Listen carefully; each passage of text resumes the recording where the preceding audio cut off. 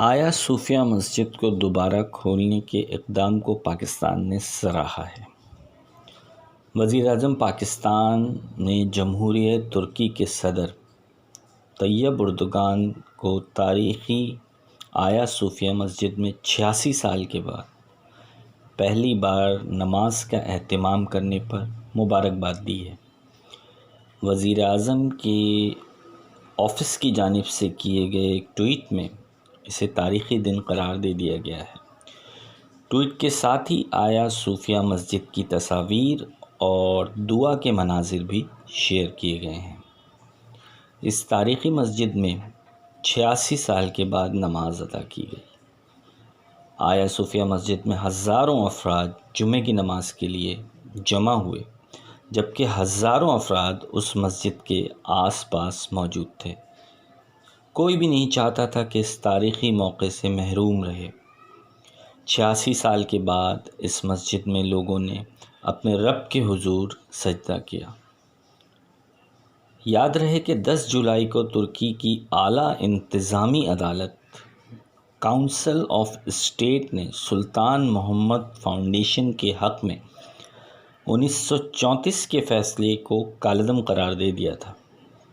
اس فیصلے میں کہا گیا تھا کہ اس مسجد کے علاوہ اس عمارت کو کسی اور مقصد کے لیے استعمال نہیں کیا جا سکتا۔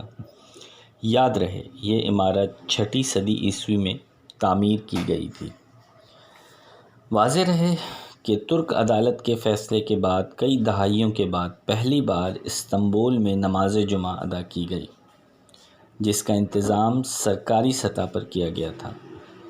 صدر طیب اردگان نماز جمعہ کے لیے آیا صوفیہ مسجد پہنچے، جہاں کابینہ کے وزراء نے ان کا شاندار استقبال کیا۔ اس تاریخی موقع پر تاریخی مناظر دیکھے گئے۔ ترکی کی سب سے بڑے دارالحکومت استنبول کی تاریخی مسجد کے اندر اور باہر دونوں طرف ہزاروں افراد نے روایتی نماز جمعہ میں حصہ لیا۔ نماز جمعہ سے قبل طیب اردگان نے مسجد کے اندر قرآن پاک کی تلاوت کی۔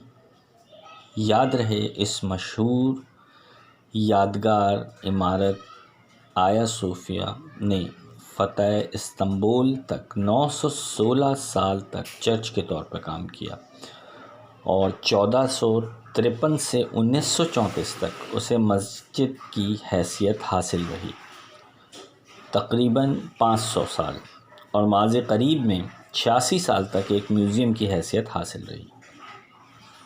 عدالتی فیصلے کے مطابق ترکی کا ڈائریکٹوریٹ آف مذہبی امور مسجد کی مذہبی امور کی نگرانی کرے گا، جبکہ وزارت ثقافت و سیاحت بحالی اور تحفظ کے امور سرانجام دے گی۔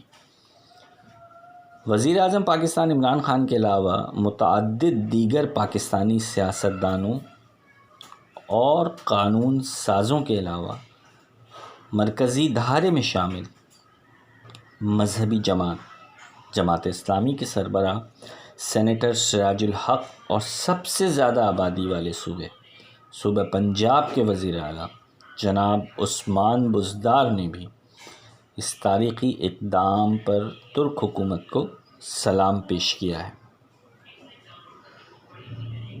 آپ سے میری درخواست ہے کہ اسی طرح کی اور دلچسپ ویڈیوز کے لیے میرے چینل کو ضرور سبسکرائب کریں، تاکہ میری حوصلہ افزائی ہو اور میں آپ سے مزید اس طرح کی دلچسپ ویڈیو شیئر کرتا رہوں۔